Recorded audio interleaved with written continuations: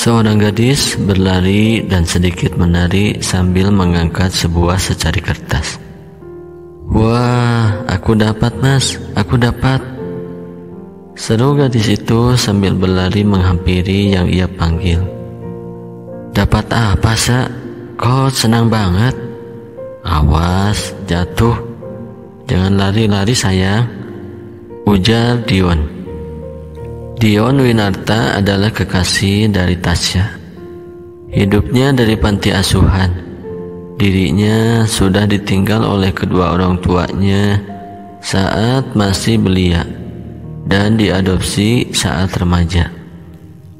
Natasha Hadi Ningrat adalah kekasih dari Dion, anak sematawayang dari keluarga Hadi Ningrat. Bisa dilihat dari marganya, keluarga Natasha adalah keluarga yang terpandang. "Aku dapat beasiswa, Mas Dion. Aku berhasil. Aku senang banget," girang Tasya. Natasha, ia ingin mengejar cita-cita dengan usahanya sendiri dan ingin hidup dengan mandiri. Mengingat ia anak sematawayang dari keluarganya, ia selalu dimanja, selalu dijaga oleh bodyguard suruhan papahnya. Natasha kini tinggal di sebuah rumah yang berada di pelosok desa. Sengaja ia pilih karena kawasan tersebut masih asri dan sejuk. Rumah tersebut hanya ditempati oleh Natasha dan Dion, dan keduanya baru menikah 1 minggu yang lalu. "Kamu beneran? Kamu gak bercanda kan, Sya?" senang Dion. Ya enggak lah. Dan aku besok harus berangkat ke Jerman untuk meneruskan pendidikanku, ujar Tasya. Natasha memilih untuk berkuliah di kedokteran karena ia bercita-cita ingin menjadi seorang dokter. Apa kata bisa diundur, Sa? Aku masih ingin sedikit berlama-lama denganmu, kata Dion. "Maaf, gak bisa. Ini sudah keputusan dari pihak kampus. Sejujurnya, Tasya juga tak rela meninggalkanmu, Dion." "Kamu di sana berapa lama?" tanya Dion. "Mungkin 4 tahunan, jawab Tasya. Dion hanya menghembuskan napasnya dengan berat.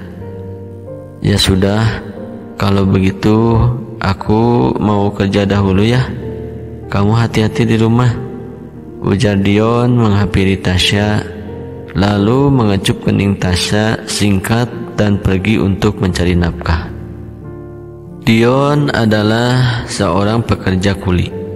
Kenapa Dion bekerja, padahal Natasha sendiri adalah keluarga terpandang? Alasannya adalah mereka berdua tak ingin merepotkan orang tuanya Natasha, karena ia sudah mempunyai rumah tangga sendiri. Sesusah dan semudah apapun, itu akan dihadapi oleh Dion dan Tasya.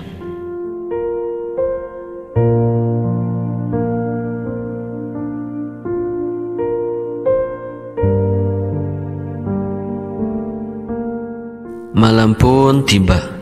Natasha sudah menyiapkan makan malamnya dengan Dion. Namun Dion tak kunjung pulang, sehingga terpaksa Natasha makan malam duluan dan beranjak tidur, karena besoknya ia akan pergi ke Jerman. Dion pun pulang. Ia melihat sang istri sudah terlelap dari tidurnya. Dion pun mencium kening Tasya singkat dan tidur di sebelah Tasya.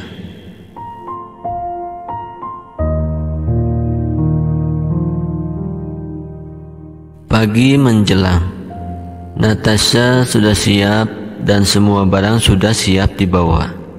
Dion bangun, melihat sang istri tengah memasukkan baju ke koper. "Sa, mau berangkat sekarang ya?" "Oh, sudah bangun, Mas. Sarapan dulu." Tasya tadi sudah buat sarapan. Nanti saja, Sa. Mas masih ingin melihat kamu berlama-lama. Toh abis ini ditinggal bertahun-tahun kan? Ya sudah, Mas. Tapi Mas bisa nganterin aku ke bandara kan? Tanya Tasya penuh harap. Maaf, Sa. Mas harus bekerja untuk melunasi rumah dan biaya untuk masuk kuliah. Mas sudah keterima di Fakultas Hukum. Dion hanya mengangguk ragu. Tasya melihat itu tak dapat menyembunyikan rasa bahagianya. Ia pun berlari memeluk Dion dengan erat. Mas, Tasya bahagia banget. Nanti setelah pulang dari Jerman, Tasya akan menjadi dokter yang sukses dan Mas akan menjadi hakim yang sukses. Dion hanya membalas pelukan sambil menahan tangis. Ya sudah, kamu berangkat ke bandara lagi. Nanti ketinggalan penerbangan. Mas, jaga diri baik-baik ya. Mas, jangan lupa makan, istirahat yang cukup. Akhir-akhir ini Mas kelihatan tak sehat. Aku khawatir, Mas. Iya sayang, Mas akan jaga diri baik-baik. Dan Mas janji ketika kamu pulang akan Mas sambut dengan bahagia. Cerita beralih ke 3 hari kemudian. Malam ini Dion mendapatkan surat dari kantor pos. Ia membuka dan membacanya. Dion menghela napasnya dengan berat. Dan tak sadar air matanya jatuh begitu saja. Dion menyimpan surat itu di lemari. Sa, Mas akan selalu dukung apa yang terbaik buat kamu. Yang menurut kamu bahagia, Mas akan dukung sepenuhnya. Mas sayang kamu, Sa. Lirih Dion saat hendak menutup lemari itu.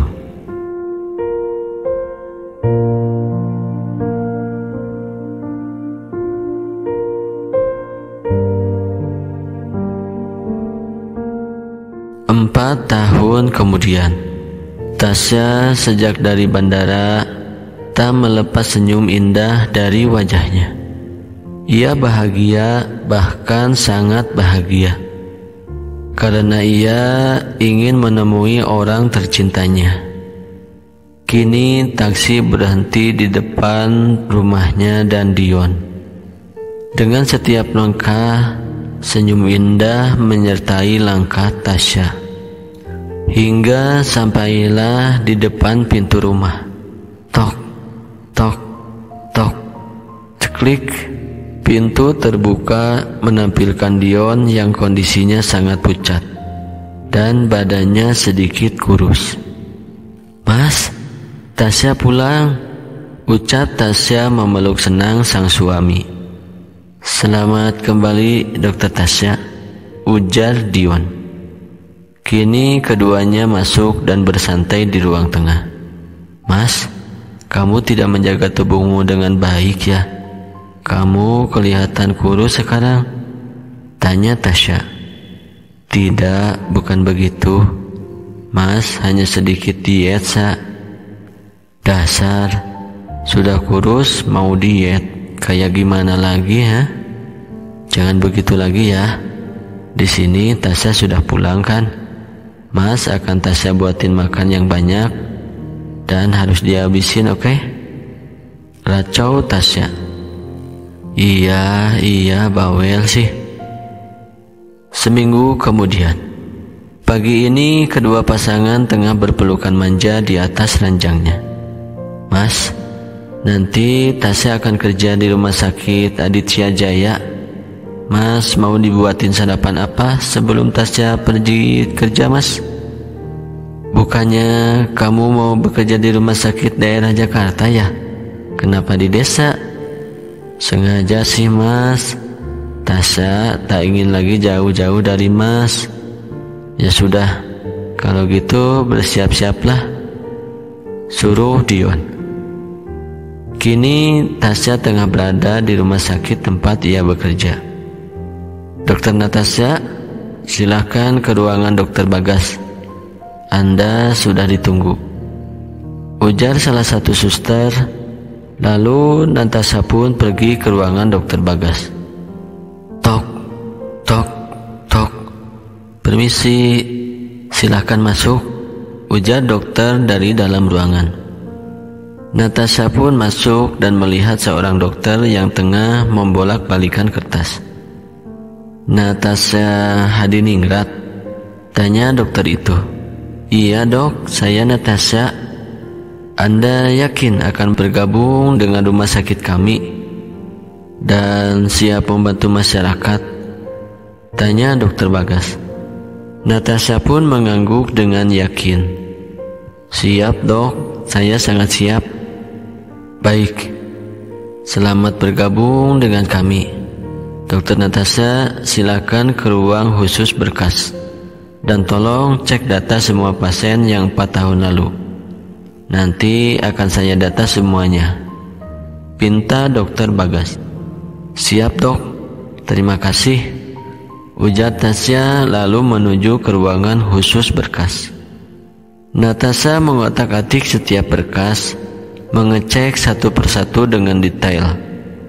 Saat Natasha hendak mengembalikan berkas ke rak, ia tak sengaja menjatuhkan salah satu berkas. Aduh, jatuh lagi, ujar Natasha menata kembali berkas yang berceceran.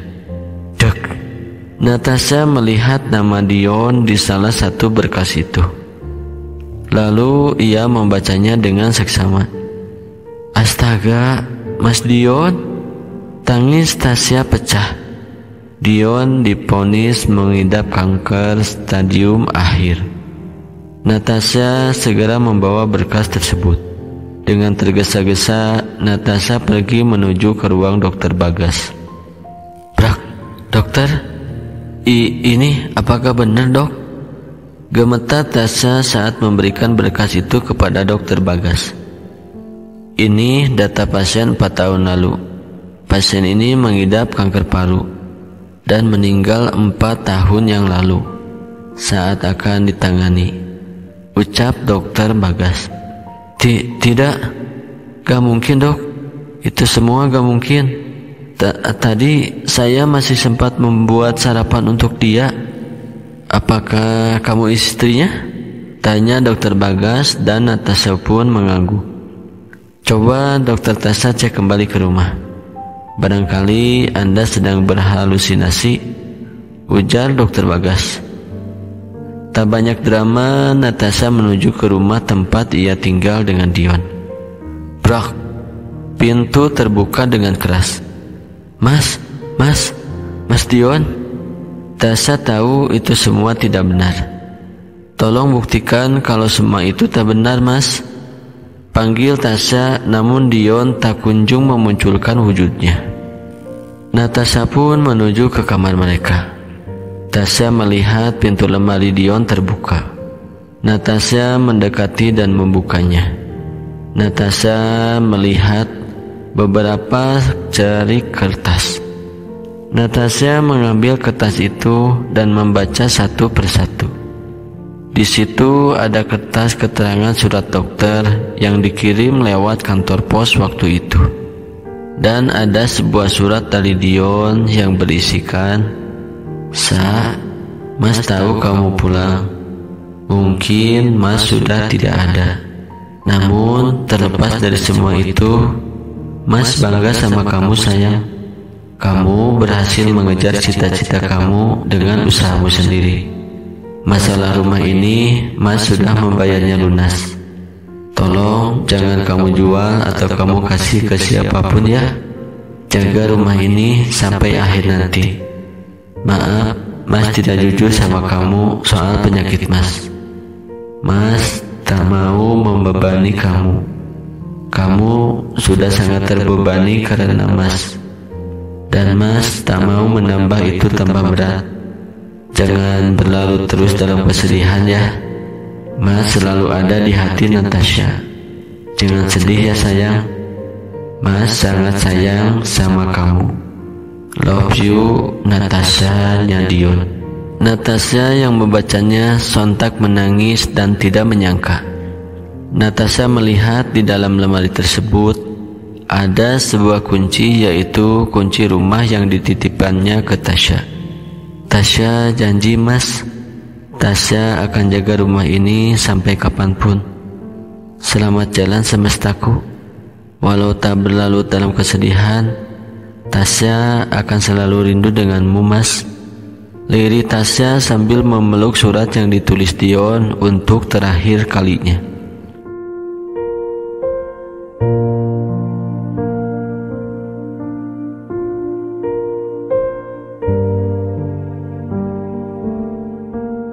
Lima tahun kemudian. Mama, kenapa Tita tidak tinggal di rumah Oma sama Opa? Di tanah ada kolam renangnya loh. Di tanah rumahnya betal dan luas. Alka tukar di tanah. Racau bocah berusia 3 tahun ini yang bernama Arka. Kamu ya, rumah kita itu pemberian papa kamu. Jadi mama harus jaga rumah kita seperti mama jagain kamu sayang, ujar wanita itu sambil mencubit hidung bocah laki-laki dengan gemas, yang tak lain adalah anaknya. Tapi abis ini Tita main ke rumah opa tama oma. Alka tenang tama meletak. Racau Arka kembali membuat Natasha terkekeh gemas. Ya, oke, nanti ya. Arka adalah anak angkat Natasha dan Dion. Arka diadopsi oleh Natasha saat Natasha merasa kesepian di rumah sendirian. Arka diadopsi saat masih bayi. Ia mengadopsi di panti asuhan yang sama dengan Dion berasal. Arka mampu menarik perhatian Natasha sehingga ia mengadopsinya. Arka berpala sangat mirip dengan Dion, wajah yang tampan dan menawan. Ya jagoan kecil, kita akan langsung ke rumah opa dan oma. Tapi kita harus pamit dulu ke papa supaya papa tidak cemas mencari kita ya, ujar Natasha. Natasha dan Arka sekarang berada di makam Dion untuk ziarah. Otema, Pak, Arka mau ke rumah opa tama oma nak. Papa dengan tanan tama Alka. Nanti Alka akan teling-teling main ke rumah papa. Alka tayang papa, ucap Arka lalu mencium nisan sang ayah. Natasha melihat pemandangan tersebut dan tak kuasa menahan tangis haru. Arka yang menyadari mamanya menangis kemudian menenangkannya. Ih mama, dana nangis. Nanti muta mama jadi jelek. Mama dana nangis nah. Nanti Alta ikut menangis, ucap Arka kecil yang sudah menekuk bibirnya ke bawah dan siap untuk menangis. Tidak sayang, mama tidak menangis, hanya terkena debu, elak Tasya sambil mengelap air matanya. Ya sudah, ayah mama, kita ke rumah opa sama mama, ajak si kecil sambil menarik tangan Tasya. Bentar Arka, mama mau pamit sama papa dulu ya, ujar Tasya. Mas, Tasya pergi dulu ya. Mas baik-baik di sana. Tasya akan selalu rindu Mas Dion. Love you mas. Assalamualaikum. Lirik Natasha yang tengah mengusap nisan mendiang suami dan diakhiri kecupan singkat. Ayo mama, tepat, Alta sudah tidak tabannya, mau berenang, seru Arka. Iya jagoan kecil, let's go, kita ke rumah opa sama oma ya, seru Natasha. Lalu keduanya berjalan menjauh dari makam Dion dan menuju ke rumah orang tua Natasha. Begitulah ikatan kuat cinta Dion dan Natasha sehingga mampu melawan takdir. Tuhan masih sayang dengan Natasha sehingga ia diberi izin hidup selama seminggu dengan mendiang suami walau sudah tak beraga. Kini cinta Natasha tergantikan karena adanya Arka di kehidupannya. Ia sudah tak merasa kesepian lagi. Kedua orang tuanya pun ikut mendukung apa yang baik bagi Natasha dan putranya. apa yang terbaik bagi Natasha dan putranya Arka.